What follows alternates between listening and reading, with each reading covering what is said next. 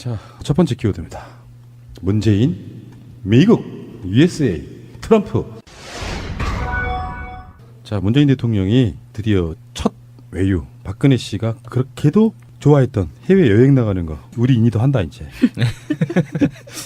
실제로 박근혜 씨는요 두 가지를 노렸어요. 외교를 할 때 지지율이 떨어질만 하면 외교를 하면서 언론들이 막 빨아주죠. 네. 뭐 몇 조 효과를 거둔 외교를 하고 돌아왔다 빨아주고 실제로 알고 보면 아무것도 아니었고 그게 계속 반복됐어요. 예. 그리고 나면 지지율이 올라요. 그 외유 효과로 인해서. 근데 문재인 대통령이 지금 다른 사람도 아니고 모르죠. 이 사람도 탄핵당할지 모르겠지만 미국 대통령 트럼프의 초청으로. 초청이라는 게 예, 중요하죠. 그게 중요하죠. 예, 예. 이따가 다시 이야기할게요. 그 부분은. 그래서 6월 28일부터 7월 1일까지 미국을 방문한다 이겁니다. 3박 5일 동안 우리 인이를 보지 못해. 그 트위터에도 그 이야기 있더라고요. 5일 동안 인이 못 보는 거냐? 벌써 금단진상. 이렇게. 외신을 열심히 뒤지면 나올 겁니다. 마차님, 외교에 있어서 초청하는 것과 안 하는 것은 얼마나 다릅니까? 그 방문에는 한 5가지 정도로 나눌 수가 있는데 국빈 방문, 공식 방문, 실무 방문, 비공식 방문, 그리고 사적인 방문이 있어요. 근데 지금같이 국빈 방문, 트럼프가 초청을 한 경우에는 나라의 손님으로 가는 거기 때문에 최고 예우를 해주고요. 저희가 봤던 뭐 의장대 나오고 의전하고 예. 이런 것들을 다 해주는 거고 접대는 물론 그 나라, 초청한 나라에서 전액 부담을 하게 됩니다. 아, 이런 경우에 국빈이라고 부르는 거예요. 네. 초청을 해서 가는 경우에. 네. 근데 그것과 비교를 해볼 수가 있는 게 2013년에 한미 동맹 60주년에 미국 국빈 방문이라고 해서 박근혜가 간 적이 있었어요. 예. 근데 당시에서는 미국에서 의장단은커녕 아무도 안 나왔었거든요. 전부 다 우리나라 정부 관계자들만 나왔을 때 박근혜가 비행기에서 나오면서 이렇게 손을 흔드는 장면이 있어요. 근데 미국 사람은 아무도 없고 우리나라 사람들한테만 했었던, 그런데 언론에서는 전부 국빈이라고 썼기 때문에 이거 굉장히 그때 막 말이 많았었죠. 국빈이 아닌데 국빈인 척했다. 그런데 공식 방문은 많이들 들어보셨잖아요. 이때는 초청은 아닌데 서로 일정을 조율해서 합의된 방문이지만 의전이나 격식이 좀 더 간소화된 것. 이때는 이제 공식 방문이고 이때는 가는 사람이 돈을 내는 거고요. 가는 사람. 네, 그게 중요하죠. 돈을 누가 내느냐. 네. 뭐 이 정도. 나머지는 네. 그렇게. 네, 맞아요. 네. 사적인 방문을 알 필요도 없고. 네. 대통령이 사적으로 외국 나가는 일은 없을 거예요. 임기 기간 동안에. 예. 너무 바빠. 우리가 모르게 나갔다 왔을 수도 있어. 올차 쓰고요. 그렇죠. 그래서 이 정상회담이 사실은 문재인 정부에 있어서 가장 중요한 외교의 시작이에요. 지금 이 의제가 문재인 정권이 들어서서 해결해야 될 가장 시급한 외교 문제가 북핵 문제거든요. 예. 정우영 국가안보실장이 지금 원래는 이제 외교부 장관이 있거나 그러면 뭐 외교부 장관이 이걸 전담하는 건 아니지만 외교부 장관이 없는 상태, 공식적으로 윤병세한테는 뭘 맡길 수 없는 거잖아요. 그러니까 정우영 안보실장이 미국 가고 그러면서 이렇게 항상 이런 국가적 회담에는 의제를 조율합니다. 무슨 이야기를 할 것인가를 서로 정해놓고 예. 서로 간에 어떤 전략을 짜서 같이 만나서 얘기를 하는 거거든요. 그 의제가 지금 뭐냐면은 한미 동맹을 한층 더 발전시키기 위한 협력 방향, 북핵 문제의 근원적 해결을 위한 공동의 방안, 한반도 평화 실현, 실질 경제 협력 및 글로벌 협력 심화. 너무 뻔해 보이지만 이거 굉장히 중요하거든요. 제목만 들어도 잠 오는 내용인 것 같지만 실제로 여기서는 가장 중요한 게 북핵을 중심으로 다 만들어진 의제라고 저는 봅니다. 그렇죠. 예. 그러니까 북핵을 어떻게 푸느냐인데 애매할 수 있고 좀 곤란할 수 있고 뭔가 좀 뻘쭘할 수 있는 것들은 양쪽이 다 뺐어요. 그게 사드인데 트럼프 입장에서도 문재인 대통령을 후보 시절에 결정적으로 도왔던 것 중에 하나가 트럼프의 1억 달러 이 발언이었단 말이에요. 사드. 사드 1억 달러 네. 이 발언이 급격히 우호적이던 분위기가 사그라드는 계기가 됐단 네. 말이에요. 그러니까 트럼프 입장에서도 지금 문재인 정부가 저렇게 하고 있다는데 거기에 대해서 사드를 노골적으로 꺼내면 우리나라 국민들의 민심도 중요한 거지 않습니까? 예. 그러니까 당장은 꺼내고 싶은 생각이 없는 거예요. 면전에서는. 우회적으로 압박은 할 수 있어도 그런 것 같고 문재인 대통령 입장에서는 이미 못을 박아놓은 거예요. 그래서 트럼프를 만나기 전에 한국의 절차적 민주주의와 미국이 가장 중요하게 생각하는 것 중에 하나가 사실은 자기 나라에서는 환경영향 평가 같은 거잖아요. 근데 그거를 미국에서는 우리나라가 자기들 종속된 나라로 보니까 거기에 대해서 환경영향평가 같은 건 별로 안 중요하게 어차피 그 나라의 문제지 자기 나라의 문제가 아닌 거잖아요. 그런 것들을 이제 빌미 삼아서 뒤로 살짝 밀어놓은 듯한 느낌, 시간 좀 번 느낌이라서 문재인 대통령도 딱히 거기에 대해서 말할 말이 없는 거죠. 그러니까 사드 문제는 양쪽이 다 피해가려고 노력했을 것이다라고 저는 보는 겁니다. 환경영향 평가 같은 경우도 이게 미국이 이 환경영향 평가 이슈가 나오면 미국이 불리해지는 게 사드를 내륙에 설치하는 거는 처음이거든요. 다들 맞습니다. 해안가에만 설치되어 있기 때문에 이게 내륙에다가 설치하는 게 처음이어서 어떤 결과가 나올지 예측도 못하고 부정적으로 나올 거라는 게 너무 뻔해서 미국 측에서는 되도록이면은 그 카드가 드러나지 않기를 바라겠죠. 내륙에 한다 해도 사막 허벌판에다가 두고 거기 접근할 수 있는 범위 자체를 굉장히 넓게 예. 놓는다든지 해서 그 안전 거리가 굉장히 넓잖아요. 음. 그리고 괌이라든지는 아예 그 레이더 자체를 사람들한테 가지 못하게 그 나쁜 영향을 할 수 없게 그렇게 배치를 해놨는데 지금은 골프장 한 가운데다가 떡 갖다 놓고 주민들한테 이렇게 다 쏴야 되니까 이게 환경적으로 어떻게 나올지 정말 궁금해요. 그리고 이제 그거를 여러분들은 성주 주민들 인터뷰가 또 마련돼 있거든요. 예. 그것도 한번 들어보시기 바라고요. 예. 어쨌건 이제 외교 무대라고 하는 것은 외교에 있어서 아까 말 국빈 방문 뭐 이렇게 방문이 있는 것은 뭐냐면 사실은 이게 다 의전 절차 이런 것들이 중요하다는 거예요. 트럼프가 나는 격식 싫어해라고 한국에 들어오는데 아무도 안 나가고 그러니까 외교에 있어서는 그런 격식이 굉장히 중요합니다. 실제 내용은 떠나서 어떤 식으로 겉으로 잘 대우를 해주느냐가 왜 예우를 해주겠어요. 막 축복 쏴주고 난 당신을 그렇게 정말 좋게 생각해 정말 대우해주고 싶어라고 하면 외교를 함에 있어가지고 그 상대방의 그 태도 때문에 내가 상대방한테 열 수 있고 양보할 수 있는 게 생긴단 말이에요. 그 외교가 이런 거죠. 가족끼리는 격식 지키지 않잖아요. 나 왔어 그러면 뭐 보지도 않고 화장실 같은 데서 아빠 왔어 하고 막 이렇게 격식 안 지키잖아요. 근데 손님은 누군가가 집을 방문하게 되면 인사 레이드 잘 안 하면 부모들이 화를 내잖아요. 인사 잘 안 한다고. 맞습니다. 형식이 굉장히 예, 중요합니다. 맞습니다. 근데 그 형식을 서로 간에 일단 잘 갖추고 한번 해보자는 건데 요거는 일종의 어떤 면에서 보면은 트럼프가 선빵 날린 거예요. 뭐냐.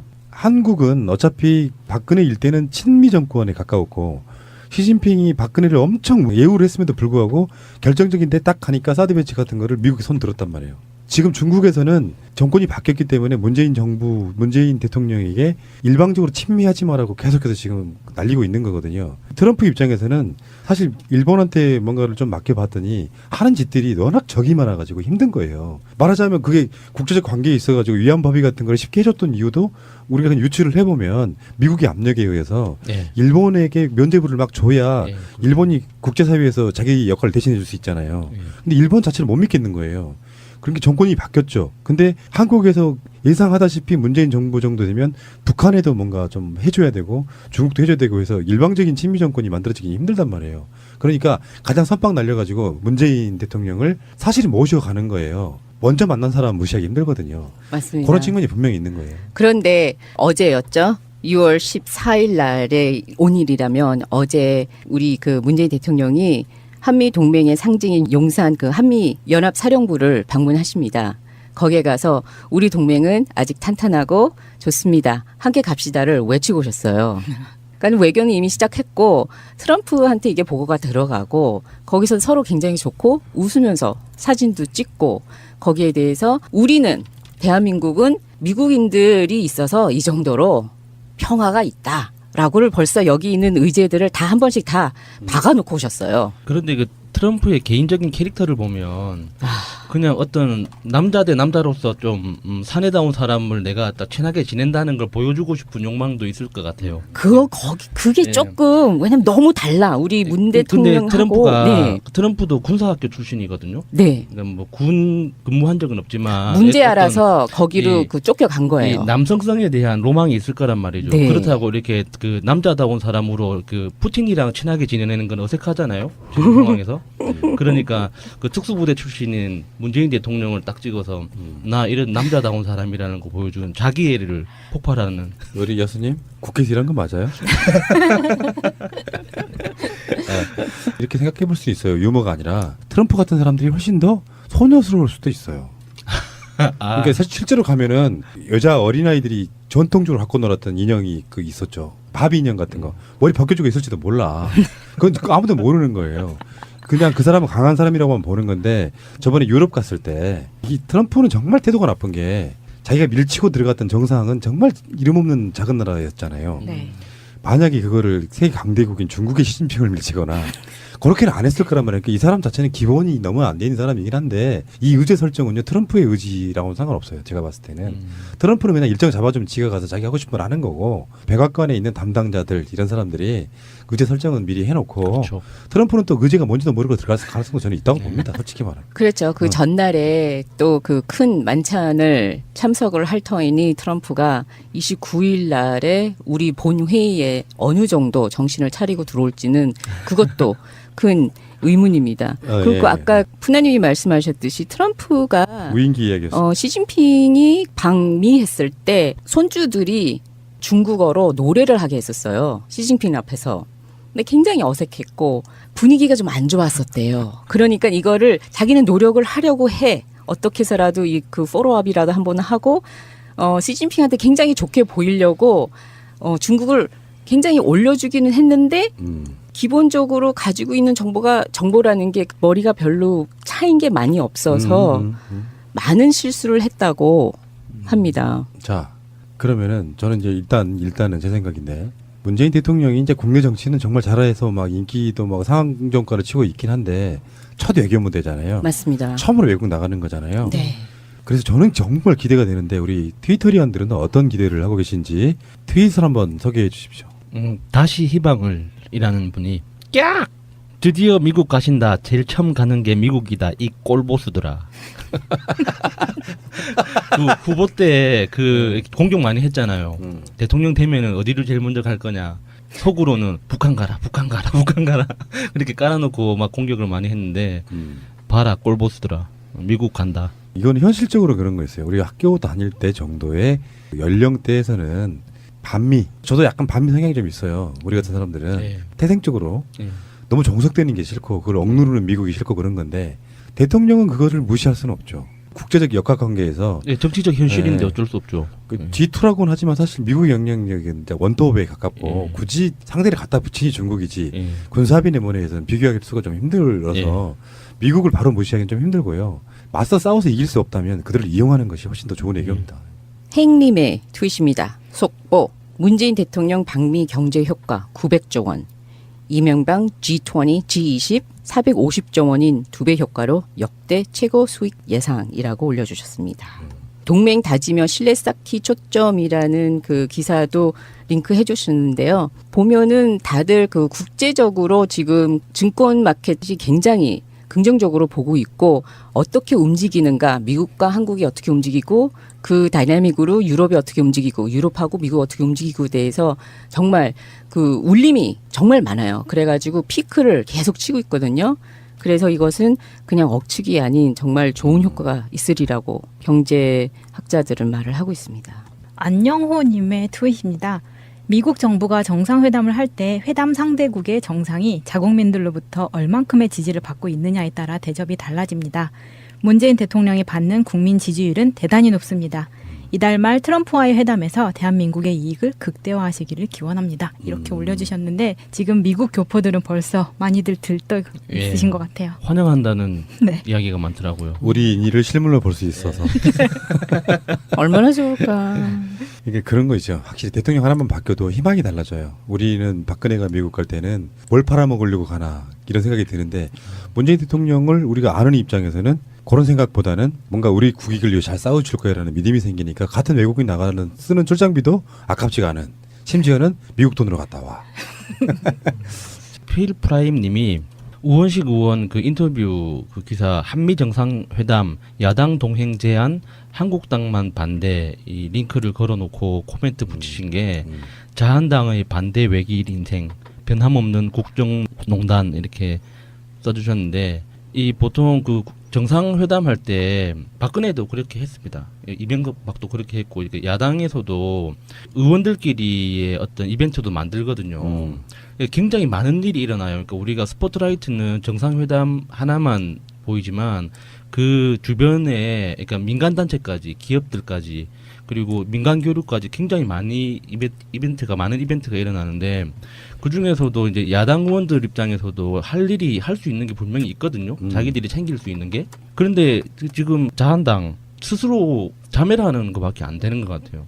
맞죠? 예. 예, 자기 뺨을 열심히 때리고 있는 맞아요. 그런 격인데 야당이 국정의 동반자라는 말은 서로 간의 협력 관계라는 게 일단 있어야지. 예. 반대를 위한 반대를 해버리면 어떻게 협력을 합니까? 미국에 니들 국회의원도 같이 데리고 가서 같이 한번 해보자 이건데 그것도 예. 거절하고 있는 거잖아요. 예. 그런데 지금 연습을 열심히 하고 계시는 거라고 저는 뭐든지 다 긍정적이잖아요. 이니 하고 싶은 거 다 해님의 트윗입니다. 뉴스에 링크를 걸어 놓으시고 이런 멘트를 남기셨습니다. 질적으로 다른 두 사람 어떠려나 흐흐라고 올려주셨는데 맞습니다. 트럼프하고 문재인 대통령하고는 정말 질적으로 하고 그 분위기나 성격이나 정말 너무너무 다른데 여태까지 그 한 달 동안에 문재인 대통령이 보고 느끼고 지금 정말 힘들게 했던 우리 자한당의 태도를 딱 그만큼만 트럼프가 하겠다라고 생각하시고 가시면은 될 것 같아요. 나 돈 줘. 사드 내 거야. 내 거 원하면 돈 줘. FTA 싫어. 내 거 더 해줘. 라든지 그냥 막무가내 나오면은 그냥 허허허 웃으시면서 아, 네, 그러면은 지금 우리가 의제가 이건데요. 라고 잘 얼리고 달래고 하시잖아요. 눈 꺼벅꺼벅 하시면서. 알자지라 방송에서 이제 한국에 있는 특파원 연결해가지고 이렇게 하는 걸 한번 봤는데요. 재밌더라고요. 주로 어떤 내용이냐면은 제 생각엔 두 사람의 공통점은 별로 없는 것 같습니다. 성격이나 이념적인 면에서 그 둘은 매우 다른 사람들이죠. 문 대통령은 진중하고 신중한 꼼꼼한 정책가이죠. 오랫동안 유지해온 정책적 입장으로도 잘 알려졌고요. 반면에 도널드 트럼프는 정반대라고 할 수 있습니다. 그는 대담하면서 변덕이 심하고 무모한 정책 변경을 하는 경향이 있지요. 정말 솔직하게 말씀드리면 아마 문 대통령은 트럼프 대통령을 상스럽다고 생각할 거예요. 전 정말로 그들이 서로 싫어할 거라고 생각해요. 문 대통령이 한국 국민들에게 어떻게 어필할 수 있었나요? 라고 물어요. 이제 앵커가. 왜 국민들이 문재인 대통령을 뽑은 거죠? 하니까 문재인 대통령은 곧고 강직한 사람으로 보여집니다. 그를 보시면 예의 바르고 신중하며 교수님 같다는 생각이 들죠. 뭐 이런 식으로 이렇게 칭찬을 하는데 알자지라라고 하는 게 기본적으로 반미 성향이 좀 있기 때문에 트럼프는 혹평하고 문재인 대통령은 좀 띄워주는 이런 것도 있었겠지만 실제로 그런 느낌이잖아요. 네. 문재인 대통령 미국 간다는 게 이제 엠바고가 걸려서 정보가 들어와서 그러니까 오늘 새벽에 나간 방송이 평상시 때 한 1시 좀 넘어서 나가거든요. 두 번째 피가 2시가 엠바고였어요. 그게 이제 미국 정부의 업무가 시작되는 시간이랑 연관이 있는 거예요. 그걸 발표하는 시간이라 그러니까 새벽 2시 정도 넘어서 그걸 발표를 해라 엠바고가 걸려 있는데 그래서 그 방송에 그 내용을 집어넣으려고 그 2시에다가 걸어놨는데 이미 검색을 해보니까 한국 언론들이 이미 11시 때부터 그걸 설레발 치고 있어. 아. 그런 예의는 좀 지켜줬으면 그러니까. 좋겠어요. 정말. 그게 외교란 말이에요. 네, 한국 시간에서의 엠바고는 그런 의미가 좀 있죠. 그러니까 미국하고도 똑같은 시간대에 발표가 돼야 서로 간에 이렇게 격이 맞는 건데 그렇죠. 한국만 설레발 치고 있어 지금. 예. 그렇게 하지 말자는 건데 언론도 맞습니다. 참, 예. 아, 정말. 알겠습니다. 자, 문재인, 미국, 트럼프 이런 내용이었습니다. 트럼프는 지금 잘생긴 대통령 국가원수 몇 위 안에 드나요? 의제를 조율합니다. 무슨 이야기를 할 것인가를 서로 정해놓고 예. 서로 간에 어떤 전략을 짜서 같이 만나서 얘기를 하는 거거든요. 그 의제가 지금 뭐냐면은 한미 동맹을 한층 더 발전시키기 위한 협력 방향, 북핵 문제의 근원적 해결을 위한 공동의 방안, 한반도 평화 실현, 실질 경제 협력 및 글로벌 협력 심화. 너무 뻔해 보이지만 이거 굉장히 중요하거든요. 제목만 들어도 잠 오는 내용인 것 같지만 실제로 여기서는 가장 중요한 게 북핵을 중심으로 다 만들어진 의제라고 저는 봅니다. 그렇죠. 예. 그러니까 북핵을 어떻게 푸느냐인데 애매할 수 있고 좀 곤란할 수 있고 뭔가 좀 뻘쭘할 수 있는 것들은 양쪽에 다 뺐어요. 그게 사드인데 트럼프 입장에서도 문재인 대통령을 후보 시절에 결정적으로 도왔던 것 중에 하나가 트럼프의 1억 달러 이 발언이었단 말이에요. 사드. 사드 1억 달러 이 발언이 급격히 우호적이던 분위기가 사그라드는 계기가 됐단 예. 말이에요. 그러니까 트럼프 입장에서도 지금 문재인 정부가 저렇게 하고 있다는데 거기에 대해서 사드를 노골적으로 꺼내면 우리나라 국민들의 민심도 중요한 거지 않습니까? 예. 그러니까 당장은 꺼내고 싶은 생각이 없는 거예요. 면전에서는. 우회적으로 압박은 할 수 있어도. 국빈이 아닌데 국빈인 척했다. 그런데 공식 방문은 많이들 들어보셨잖아요. 이때는 초청은 아닌데 서로 일정을 조율해서 합의된 방문이지만 의전이나 격식이 좀 더 간소화된 것. 이때는 이제 공식 방문이고 이때는 가는 사람이 돈을 내는 거고요. 가는 사람. 네. 그게 중요하죠. 돈을 누가 내느냐. 네. 뭐 이 정도 나머지는 그렇게 맞아요. 네. 사적인 방문을 알 필요도 없고. 네. 대통령이 사적으로 외국 나가는 일은 없을 거예요. 임기 기간 동안에. 예. 너무 바빠. 우리가 모르게 나갔다 왔을 수도 있어. 올차 쓰고요. 그렇죠. 그래서 이 정상회담이 사실은 문재인 정부에 있어서 가장 중요한 외교의 시작이에요. 지금 이 의제가 문재인 정권이 들어서서 해결해야 될 가장 시급한 외교 문제가 북핵 문제거든요. 예. 정우영 국가안보실장이 지금 원래는 이제 외교부 장관이 있거나 그러면 뭐 외교부 장관이 그걸 전담하는 건 아니지만 외교부 장관이 없는 상태 공식적으로 윤병세한테는 뭘 맡길 수 없는 거잖아요. 그러니까 정우영 안보실장이 미국 가고 그러면서 이렇게 항상 이런 국가적 회담에는 그런 것 같고 문재인 대통령 입장에서는 이미 못을 박아놓은 거예요. 그래서 트럼프를 만나기 전에 한국의 절차적 민주주의와 미국이 가장 중요하게 생각하는 것 중에 하나가 사실은 자기 나라에서는 환경 평가 같은 거잖아요. 근데 그거를 미국에서는 우리나라가 자기들 종속된 나라로 보니까 거기에 대해서 환경 영향 평가 같은 건 별로 안 중요하게 어차피 그 나라의 문제지 자기 나라의 문제가 아닌 거잖아요. 그런 것들을 이제 빌미 삼아서 뒤로 살짝 밀어놓은 듯한 느낌, 시간 좀 번 느낌이라서 문재인 대통령도 딱히 거기에 대해서 말할 말이 없는 거죠. 그러니까 사드 문제는 양쪽이 다 피해가려고 노력했을 것이다라고 저는 보는 겁니다. 환경 영향 평가 같은 경우도 이게 미국이 이 환경 영향 평가 이슈가 나오면 미국이 불리해지는 게 사드를 내륙에 설치하는 거는 처음이거든요. 다들 맞습니다. 해안가에만 설치되어 있기 때문에 이게 내륙에다가 설치하는 게 처음이어서 어떤 결과가 나올지 예측도 못하고 부정적으로 나올 거라는 게 너무 뻔해서 미국 측에서는 되도록이면은 그 카드가 드러나지 않기를 바라겠죠. 내륙에 한다 해도 자, 첫 번째 키워드입니다. 문재인, 미국, USA, 트럼프. 자, 문재인 대통령이 드디어 첫 외유, 박근혜 씨가 그렇게도 좋아했던 해외 여행 나가는 거 우리 인이도 한다 이제. 실제로 박근혜 씨는요 2가지를 노렸어요. 외교를 할 때 지지율이 떨어질만 하면 외교를 하면서 언론들이 막 빨아주죠. 네. 뭐 몇 조 효과를 거둔 외교를 하고 돌아왔다 빨아주고 실제로 알고 보면 아무것도 아니었고 그게 계속 반복됐어요. 예. 그리고 나면 지지율이 올라요. 그 외유 효과로 인해서. 근데 문재인 대통령이 지금 다른 사람도 아니고 모르죠. 이 사람도 탄핵당할지 모르겠지만 미국 대통령 트럼프의 초청으로. 초청이라는 게 네, 중요하죠. 그게 중요하죠. 예, 예. 이따가 다시 이야기할게요. 그 부분은. 그래서 6월 28일부터 7월 2일까지 미국을 방문한다 이겁니다. 3박 5일 동안 우리 인이를 보지 못해. 그 트위터에도 그 이야기 있더라고요. 5일 동안 인이 못 보는 거냐? 벌써 금단진상 이렇게. 외신을 열심히 뒤지면 나올 겁니다. 마차님, 외교에 있어서 초청하는 것과 안 하는 것은 얼마나 다릅니까? 그 방문에는 한 5가지 정도로 나눌 수가 있는데 국빈 방문, 공식 방문, 실무 방문, 비공식 방문, 그리고 사적인 방문이 있어요. 근데 지금같이 국빈 방문, 트럼프가 초청을 한 경우에는 나라의 손님으로 가는 거기 때문에 최고 예우를 해주고요. 저희가 봤던 뭐 의장대 나오고 의전하고 네. 이런 것들을 다 해주는 거고 접대는 물론 그 나라, 초청한 나라에서 전액 부담을 하게 됩니다. 아, 이런 경우에 국빈이라고 부르는 거예요. 네. 초청을 해서 가는 경우에. 네. 근데 그것과 비교를 해볼 수가 있는 게 2013년에 한미 동맹 60주년에 미국 국빈 방문이라고 해서 박근혜가 간 적이 있었어요. 네. 근데 당시에서는 미국에서 의장단은커녕 아무도 안 나왔었거든요. 전부 다 우리나라 정부 관계자들만 나왔을 때 박근혜가 비행기에서 나오면서 이렇게 손을 흔드는 장면이 있어요. 근데 미국 사람은 아무도 없고 우리나라 사람들한테만 했었던, 그런데 언론에서는 전부 국빈이라고 썼기 때문에 이거 굉장히 그때 막 말이 많았었죠. 국빈